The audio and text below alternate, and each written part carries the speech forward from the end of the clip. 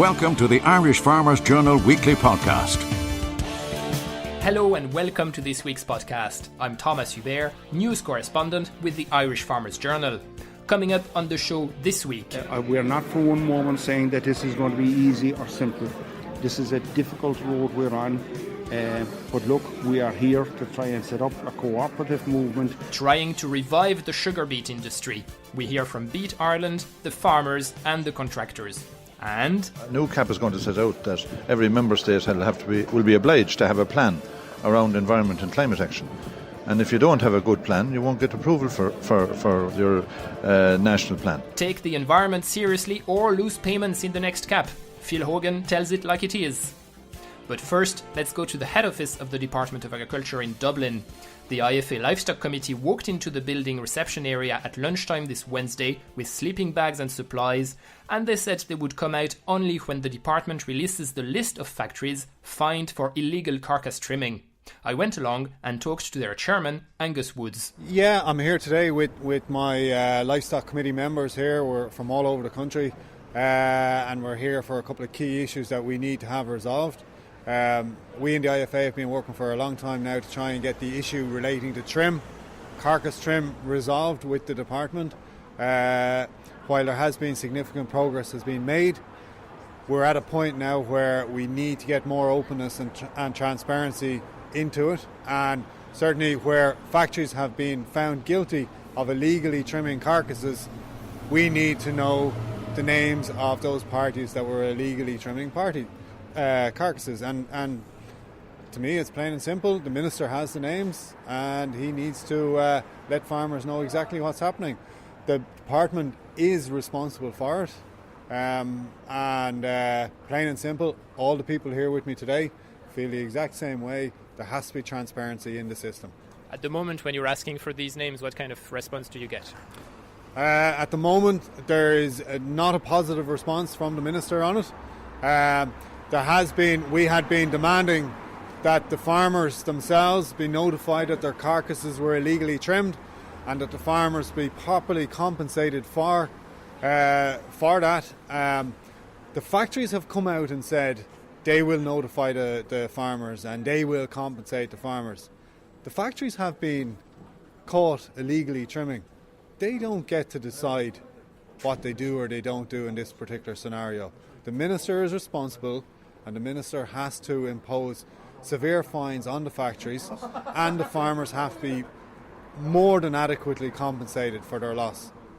Now we're here Wednesday afternoon. You just started sitting inside the lobby of the building at around lunchtime. How long would you stay here to make those demands? Our demands they're a very simple ask. They can be solved via a phone call from the Minister. It's not a difficult ask, given that he already has the names anyway. So we're prepared to stay here for absolutely as long as it takes. Would you stay the night, for example? Oh, we have sleeping bags and we have more than enough. We'll be staying more than one night. My wife on the way out told me she'd photographed the Christmas turkey for me. So we're prepared to stay here as long as it takes to get the names. And there is a responsibility from the Minister, from the department, to keep a bit of transparency in the system. And your colleagues from the Grain Committee were here doing the same thing a few months ago. Did you get, I suppose, any tips from them on how to conduct a protest like this, where to find coffee, find toilets and the practicals, and any maybe advice from them on how to achieve a result? I suppose every scenario is different. This is absolutely completely different than the grain. For the grain protest, what we in IFA were looking for was money to compensate farmers in a difficult situation. What we're looking for in this particular scenario is for openness and transparency within the beef sector, and the Minister has the names of the factories that were illegally trimming and he needs to publish them. On top of that, we're seeing new legislation being potentially pushed in on top of live exporters, where they're cutting the number of days from 29 down to 14, and that would have serious implications for the live export trade in Ireland. And given the difficult price scenario that we face at the moment, anything that would impact on live export it has to be taken very, very seriously, and we're saying today quite clearly that has to be pushed back. There's no way we will accept 29 days being cut down to 14 days. That was Angus Woods of the IFA protesting at Agriculture House. Beet Ireland has been holding a series of local meetings in the past few weeks to see if they can get support from enough farmers to try and revive the sugar beet industry in this country. Katrina Morrissey was in Tipperary for one of these meetings last Thursday, and she met Jim O'Regan, the former chairman of the IFA Beet Committee, who is now one of the directors of the Beet Ireland project. The loss of the industry has been a catastrophic on the industry, and as Tom Short mentioned it several times here tonight, the tillage industry is on its knees. It is in its demise. We have lost 30% of the tillage acreage over the past number of years simply because we haven't an alternative profitable crop to grow other than cereals. So look, we are not for one moment saying that this is going to be easy or simple.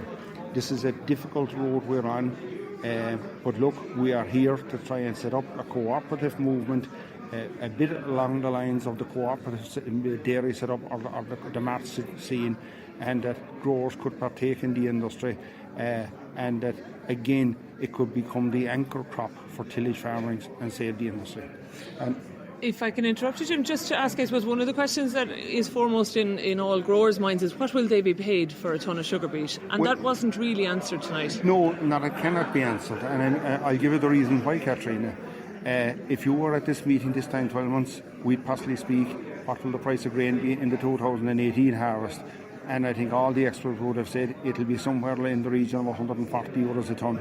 Look where it ended up, simply because you had drought all over the world. Katrina also heard from Tommy Prendergast, a farmer from Cashel, taking part in the meeting. I came here just to have a listen again. I was a grower, of course, of beet, but we are contractors as well. So we'd be hoping again, that he could give us a make season out of our operation. Because, silage and slurry, we're tied to, and we'd say for staff reasons as well, we need to extend the season. So how much beet were you growing in the past, and would you like to get back into it, and at what extent? We would say we were always going around, say, 70 acres of beet back along for a good few years. I'm lucky to have a contract for that amount, and always the surplus. I was always able to sell it on for feeding anyway, so in the area we're in. And in your farming business, 70 acres would have been a good beet campaign for you. Yeah, it was a lot of beet. I was just lucky I had started, and when I had the contract I held it. Yes, yeah. But it was a lot of beet back then. Yeah. And would you like to get into it again? Are you going to give these lads the €1,000? I'll consider it and look into it and see what we'll do, but I think it will be well worth. I'll consider it definitely in the next few days, and it probably will when I analyse it and see. Yeah. Finally, Katrina asked Trevor James, a contractor from Enniscorthy in County Wexford, what price will be needed for tillage farmers to get back into growing sugar beet. My customers will want to know a price per tonne and how it's going to be harvested and how it's going to be delivered from, say, 50, 60 miles from the factory. Whether it'll be subsidised or what now. Because I think at the moment it wouldn't be profitable from County Wexford without, I'd say the price will have to go closer to €50 per tonne. So that hasn't been answered now tonight. Haulage is another big thing now, I think, from Wexford anyhow. Of course. We would be approximately 50-60 miles now from the factory. That was contractor Trevor James, ending this report by Katrina Morrissey. Stay with us. After this break, we're meeting Commissioner Phil Hogan. Department of Agriculture fast-tracking preparations for doomsday Brexit. In this week's Irish Farmers Journal, Irish food exports to the UK set to be halved under WTO tariffs. Variations in lamb clipping charges across factories. Plus, don't miss your free 2019 IFA Glossy Farming Calendar inside this week's Irish Farmers Journal. This glossy farming calendar contains picturesque farming photos taken by our own readers. It's one of the farming favourites of the year, and you can get it free inside this week's Irish Farmers Journal, on sale now. European Commissioner for Agriculture Phil Hogan was in Ireland to open the offices of Terra Nutritech, an innovative company in Moon, County Kildare. Irish Farmers Journal news correspondent Pat O'Toole was there, and he sneaked in a question on the next CAP as well. Well, it's great to see such a local family here, Oregon Tom Hennessy, doing such a great job here in Moon. It's the heart of rural Ireland. It's the heart of rural areas, about creating, jobs for local people. And we're starting here with 15 jobs for local people, going to 40 jobs over the next 2 years. And if we had that in a lot of parishes, wouldn't we be all very happy? In terms of giving vitality and vibrancy to our rural community. So, Terra Nutritech are really a flagship, really, in terms of global technology. From small beginnings, we can see already the demand for their services, and hopefully they go from strength to strength. Technology is one of the big buzz issues around CAP. I suppose one of the others is the environment. We've just had the CAP 24 summit in Poland. In terms of the carbon capture, carbon counting, and the carbon footprint of farming, one of the big issues that's emerging now in Ireland as a debating point is whether we should count the carbon for agriculture nationally, sectorally, or on a farm-to-farm basis. And farmers who are contributing, whether in forestry or in tillage, are starting to say that they would like to see that recognised with payment, and that the farmers who are, maybe the dairy expansion is going to have to pay its own way. Does the Commission have any view on that, or is that going to be a central plank of the new CAP? Well, the new CAP is going to set out that every member state will be obliged to have a plan around environment and climate action. And if you don't have a good plan, you won't get approval for your national plan. So every stakeholder, farm organisations and farmers, have to have a say in this. But I think there is no escaping the fact that we have to show genuine ambition. Of course, the customer right around the world is looking for sustainability in terms of the price they're going to pay for the products from our farmers. So I think that should be incentive enough for people. But of course, it's a bit abstract, the concept of carbon at the moment. They have to, farmers have to see in reality what it means, and whether it is a carbon credit or a carbon sink.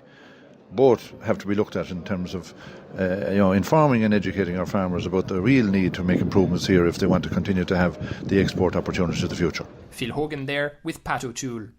There's been a lot of debates on animal welfare at EU level in the past few weeks, especially on live exports, and you can read all about it at farmersjournal.ie.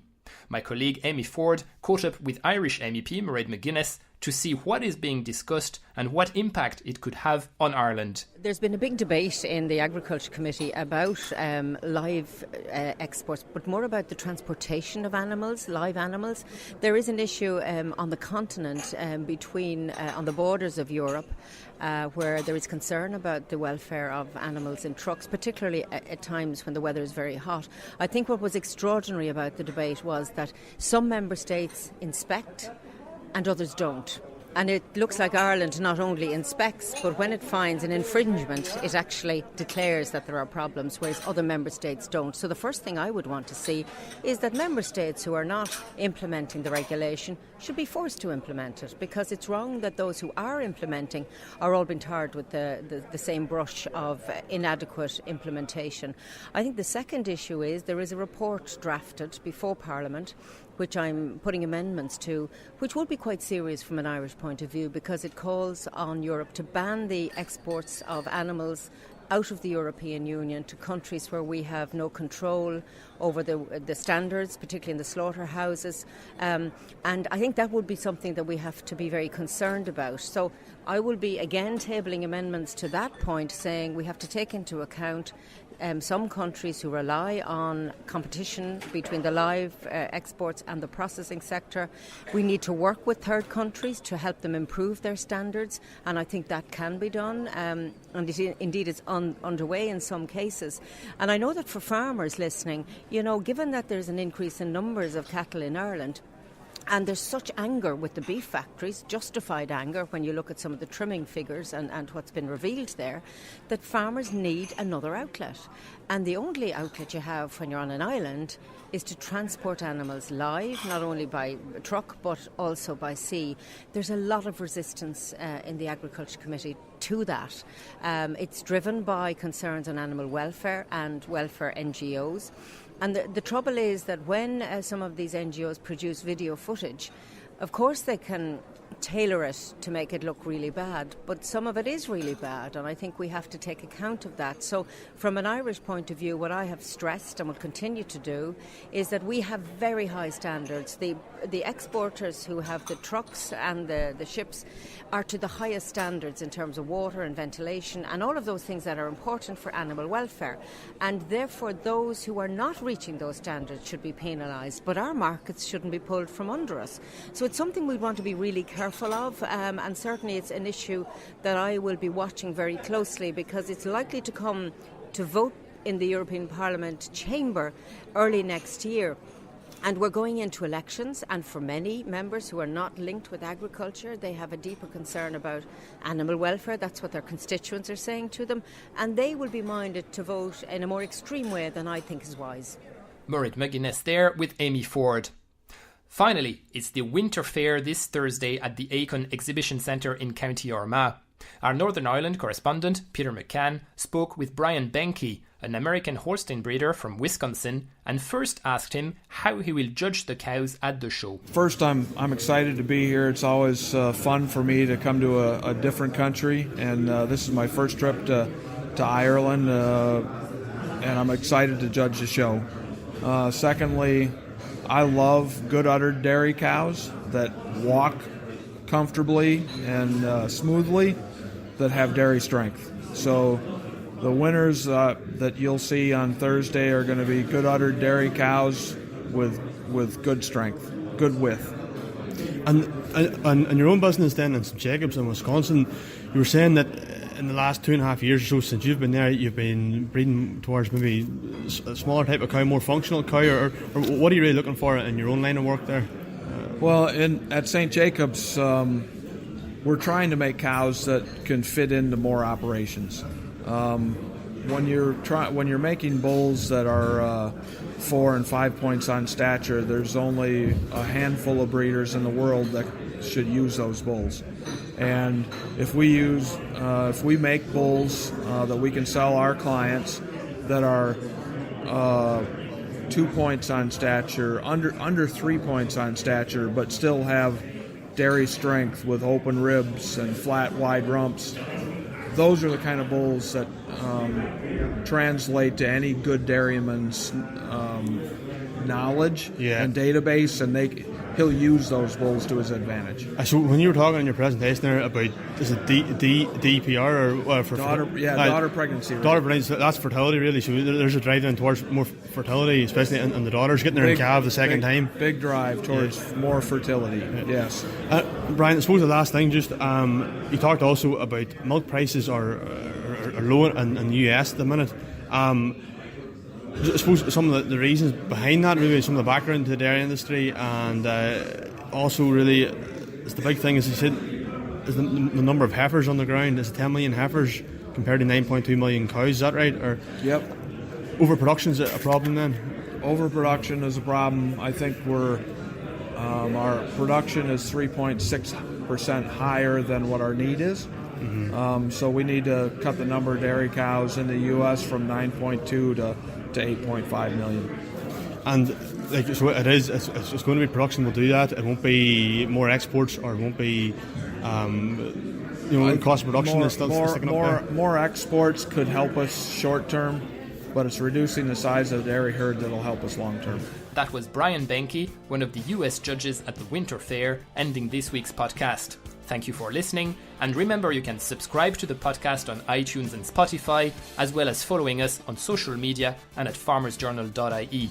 The sound engineer this week was Ferdia Mooney, and I'm Thomas Hubert. All the best.